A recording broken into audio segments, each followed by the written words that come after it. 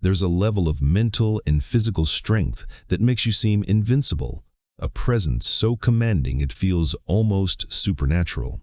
Today, you'll uncover how one man achieved this over 400 years ago in feudal Japan, and how you can forge that same unyielding spirit. Have you ever encountered someone who simply doesn't break? Someone who faces chaos, be it a crisis, a conflict, or a crushing setback, with unwavering resolve, no hesitation, no excuses? While others crumble, rationalize their failures, or surrender at the first obstacle, this person persists. People whisper, "They're just lucky. It's their genetics. They had connections." But the truth is stark. Such strength demands a steep price one most shy away from. Yet, one man paid it in full. In Japan's Tokugawa era, a time of rigid hierarchies and relentless warfare, a swordsman named Miyamoto Musashi rose to legend. He fought over 60 duels, starting at age 13, and never lost, not once. His name may already be in the title of this video, but if you follow this channel, you know who he is. Musashi wasn't the strongest or fastest, nor born into privilege. What he forged was a mind that knew no doubt and a body that defied limits. Before his death in 1645, he distilled his wisdom into the Book of Five Rings, Go-Rin, no Sho, a manual not of motivation but of transformation through elimination. Within its pages lies a map to sculpt yourself into someone others marvel at, whispering, "How is that possible?" But there's a catch. Musashi's path isn't about adding strength, it's about stripping away everything that holds you back. Consider Musashi's most famous duel against Sasaki Kojiro on the shores of Gunryu Island in 1612. Kojiro, a master of the longsword, was renowned for his swallow cut, a technique so swift it could slice a bird mid-flight. Musashi arrived late, wielding a crude wooden bokken carved from an oar, his clothes disheveled, his demeanor almost mocking. Yet, in that single clash, he struck Kojiro down with one precise blow. It wasn't speed or brute force, it was absolute clarity of mind, honed through years of eliminating fear, hesitation, and reliance on perfect conditions. In the Tokugawa era, samurai trained under brutal discipline, often meditating in freezing waterfalls or sparring in rain-soaked fields to master their craft in any circumstance. Musashi embodied this, fighting in darkness, storms, or against multiple foes, proving that true strength bows to no external factor. Before we dive into how this system works, I invite you to subscribe, like this video, and comment below. What's your biggest mental or physical weakness you want to eliminate? Your engagement helps this channel reach more people, and I love reading your comments and connecting with you. Thank you for being here. Now, let's begin. Chapter 1. The Awakening. Meet Lucas, a 32-year-old engineer, married with 2 young children, living an ordinary life with ordinary struggles. But beneath the surface, Lucas was unraveling. Physically weak, mentally fragile, he was trapped in a cycle of broken promises. Every morning, he vowed to work out, but his gym membership sat unused, canceled 3 times over. Diet started strong on Monday, only to collapse by Wednesday. He'd set his alarm early, yet hit snooze 7 times. Strong intentions, weak execution. At work, stress paralyzed him. Tough conversations with his wife were endlessly deferred, and when his kids needed discipline, he left it to her. Lucas was on autopilot, reacting to life, never acting with purpose. Then came the breaking point, a panic attack during a critical meeting. His heart pounded, hands sweated, the room spun. He fled, humiliated, in front of his boss. Medical tests showed no physical issues, just stress, anxiety, and a mind untrained to handle discomfort. The doctor's words cut deep. Your body is reacting to threats that aren't real because your mind can't tell danger from discomfort. You need to train your nervous system. Desperate, Lucas scoured for answers, stumbling upon Miyamoto Musashi. He didn't find a self-help guru or a philosopher waxing poetic.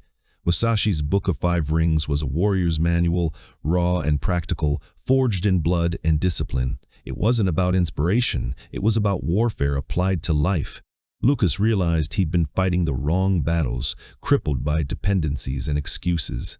Musashi's life, shaped by the samurai code of Bushido and Zen principles, offered a path not to add strength, but to carve away weakness.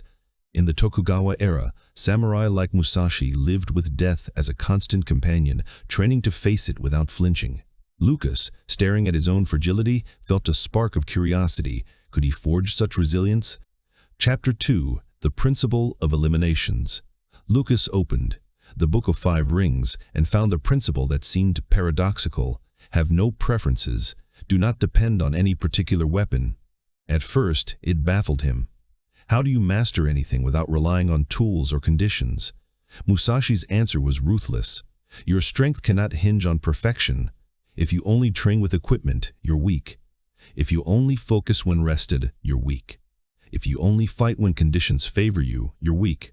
Musashi trained with wooden swords, steel blades, two swords, one or none. He fought in rain, heat, or freezing cold, against single opponents or groups, as in his legendary battle against the Yoshioka clan, where he cut through dozens alone. Why? Because the enemy doesn't wait for your ideal moment. Lucas saw his own life in stark contrast. Productivity required a quiet office. Workouts demanded a full night's sleep. Healthy eating relied on his wife's cooking. His discipline was a house of cards, collapsing under the slightest disruption. So, he embraced Musashi's principle of elimination. He started small, 20 push-ups daily. No gym, no equipment, no excuses. Just his body and the floor. Anytime, anywhere. The first week was simple.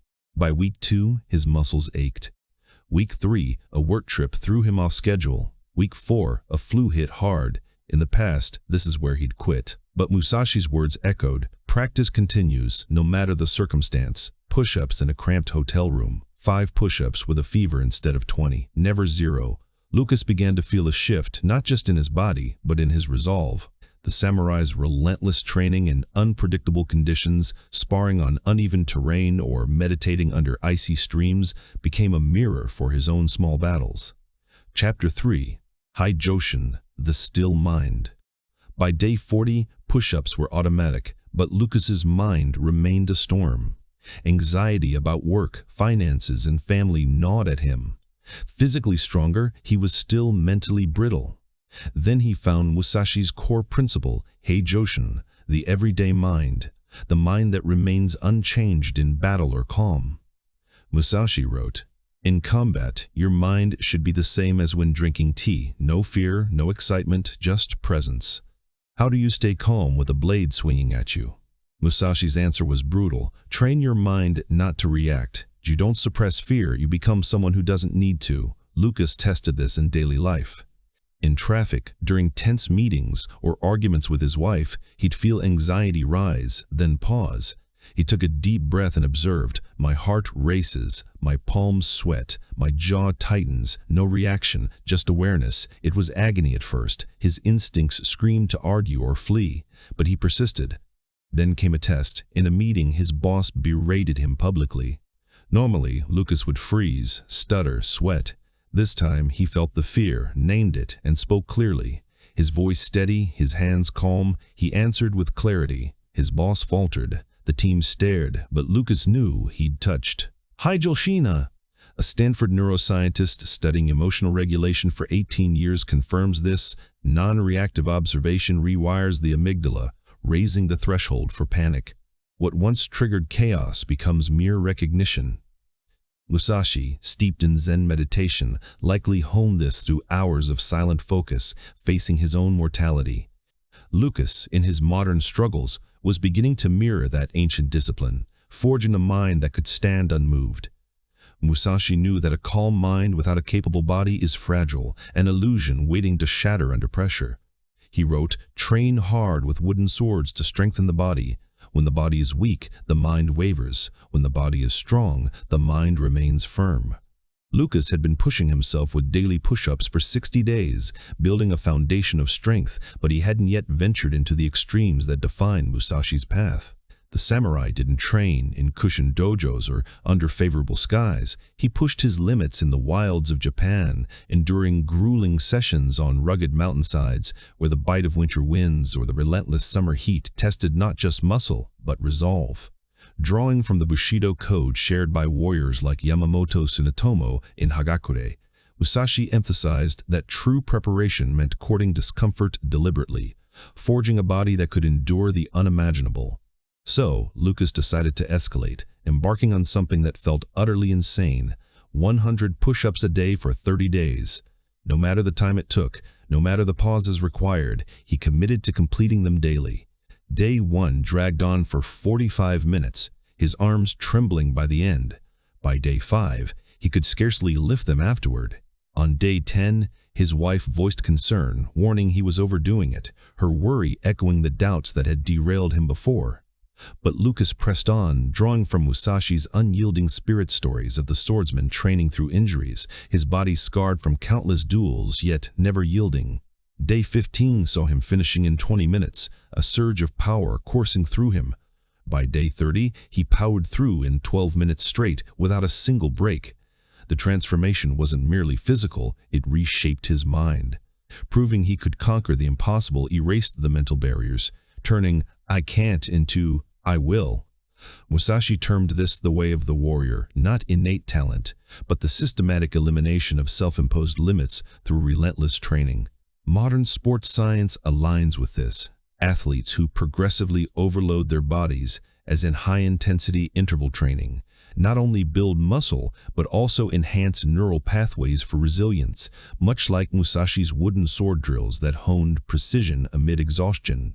Lucas was now physically robust, mentally steadier, but Musashi's teachings demanded more to elevate warriors from competent to legendary.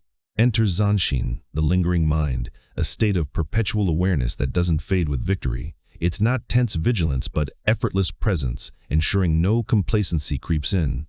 Musashi warned of fighters who triumphed in duels, only to be ambushed while reveling, slain by overlooked threats.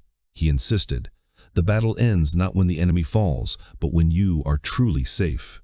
In the samurai tradition, this echoed Zen practices where monks maintained focus through mundane tasks like archery or tea ceremonies to cultivate unbroken mindfulness. Lucas recognized his own patterns as the antithesis, finishing a project and slumping into relaxation, achieving a goal and abandoning routines, resolving one issue while blind to the next brewing storm. He integrated Zanshin into his life with subtle yet profound shifts. After his push-ups, instead of collapsing in relief, he stood for 30 seconds, breathing deeply, absorbing the moment's lessons. Post-meeting, rather than diving into his phone for distraction, he sat for a minute, reflecting on what transpired.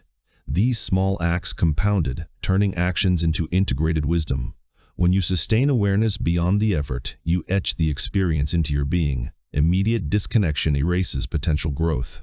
Within 90 days, colleagues noticed the change. You seemed different, more present, unflappable.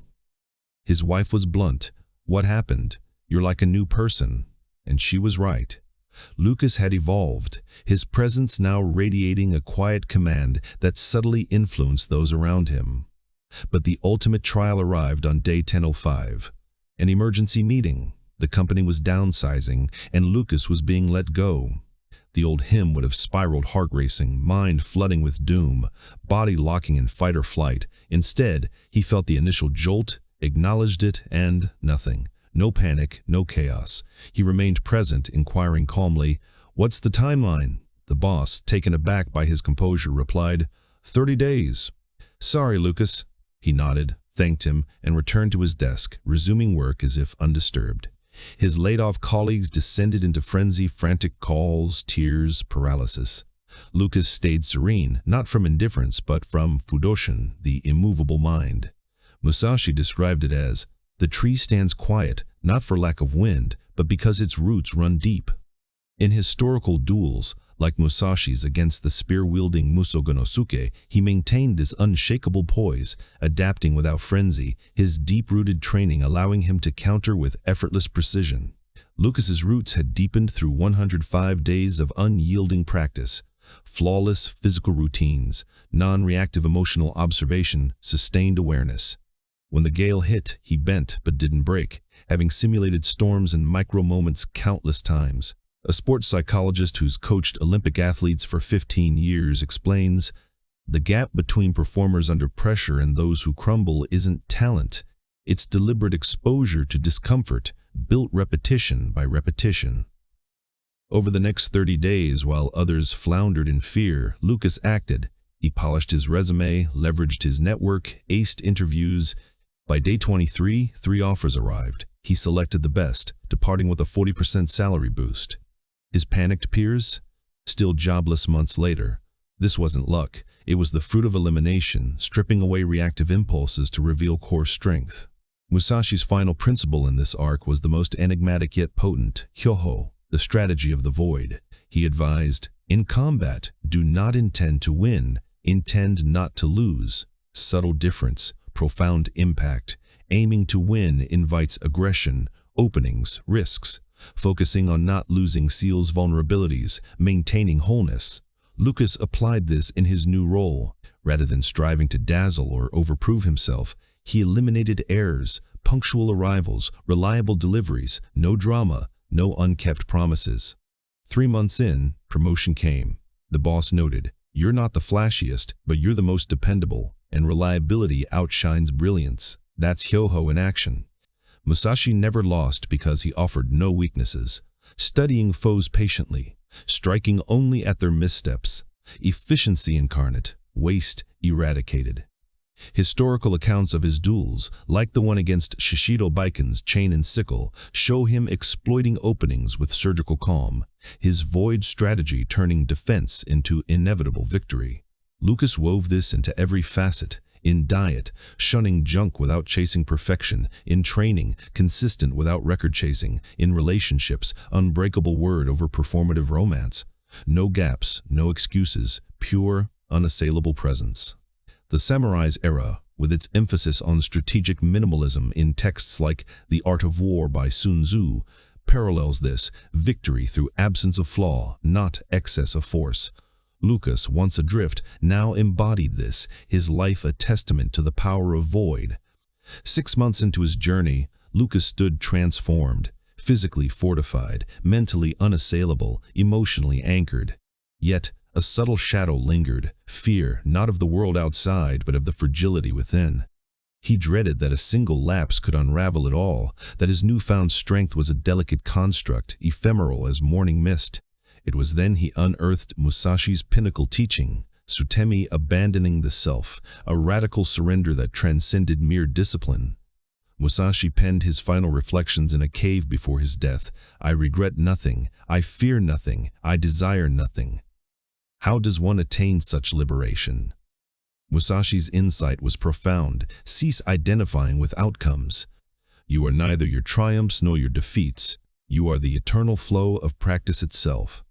Rooted in Zen Buddhism, which permeated Musashi's era through temples and meditative arts, this concept echoed the teachings of masters like Takuan Soho, who advised samurai to let go of ego to achieve fluid, unhindered action.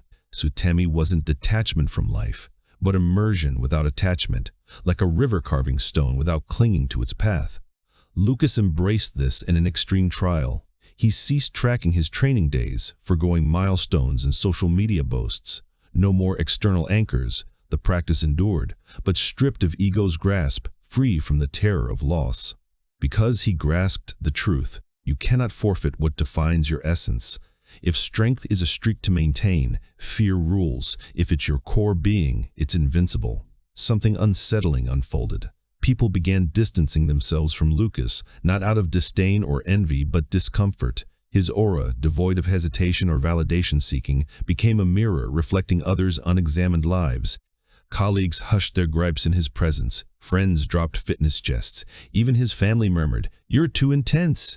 He embodied what they deemed impossible, exposing that their limits were mere discomforts. In samurai culture, such masters often retreated to solitude, their presence too piercing for society's illusions, much like Musashi's hermit-like end, contemplating the void. A year after embarking, Lucas was no longer the man he once was, not a personality overhaul, but a purification, shedding all non-essential layers. Discipline wasn't an effort, it was intrinsic, impossible to betray. Practice wasn't a routine, it was his identity. Musashi dubbed this Kenzen Ichi, the sword and Zen as one, no divide between self and action. You don't perform meditation, you embody it. You don't exert training, you are the training. When asked, how do you sustain such discipline? Lucas replied simply, I don't. I've excised the fragments that crave surrender.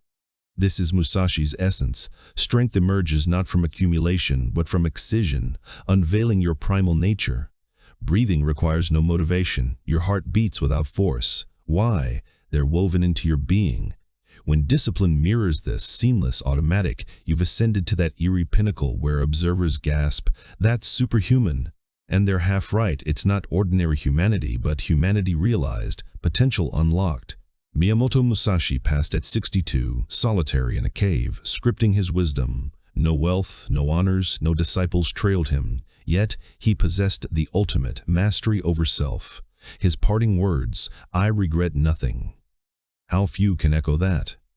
How many reach life's twilight knowing they've plumbed their depths, banished fear, doubt, frailty? The query isn't how Musashi achieved it, it's why you haven't. You wield the same knowledge, the same daily hours, the same human vessel brimming with potential. The chasm isn't capability, it's commitment to purge dependencies, to drill until practice fuses with self, to relinquish the superfluous. This formidable strength intimidates because it's rare, not impossible, but uncomfortable. Most opt for ease over excellence. But you? Reaching this video's end marks you as exceptional. Now, what will you do with this revelation? If this resonated, subscribe, hit the bell, and like. Share in the comments, what's the first dependency you'll eliminate? The initial weakness you'll transmute? Remember, strength that unnerves is the sole kind worth pursuing. Thanks for your time. See you next.